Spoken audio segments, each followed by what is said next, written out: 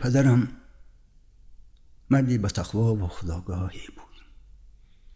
به کسی کار نداشت. پی این عالمی بدبوی نرفت. مال بسیار نداشت. جامهش بود سفیدی رخرخ، جلکش چیتی قدیمی بافته. در سرش بود عرقچینی تنوک، در تگی سلهی کمرنگی که بود.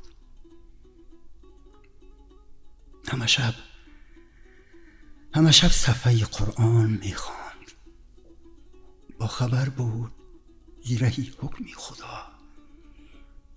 سخنی سخت نبودش به زبان، نالهی مفت نبودش به دهان. در همه محرکه ها از تگ پاگه میشیست. ز تواضع رقمی آر نداشت. همه را نسبت خود مردمی والا میدید. ز تکبر رقمی بار نداشت.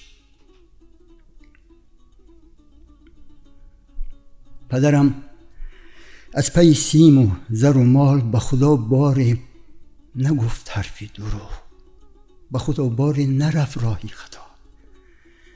پدرم را لقبش صوفی بود، گرچه از صوف یگان جامه نداشت، گرچه در گردی ستون رقصی هنگامه نداشت.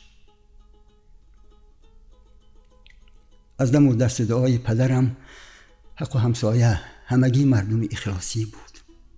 از قدوم نفسش همگی راضی بود. بعد 40 یاسین و ختم بیمار، پول و مالی که به حق می دادند نرم و آهسته همه ماند. به بالینی مریض نرم و آهسته همه رفت زیدر. پدرم فضل زیاد در بر، خود را از همه نادان می دید. پارهی نان زمین ریخته را با کف پنجه دست همچو با پنجه میچگان میچید. پدری دانایم در نظر عامی بود. به خدا در همه پهلوی سخن پدرم حجتی اسلامی بود. پدرم در همه پهلوی سخن حجتی اسلام. واقعا درود به شرف این گونه پدرها. واقعا سلام و ثنا بر این گونه پدرانه که این گونه خصلت داشتند و دارند و هستند و از این منبر درود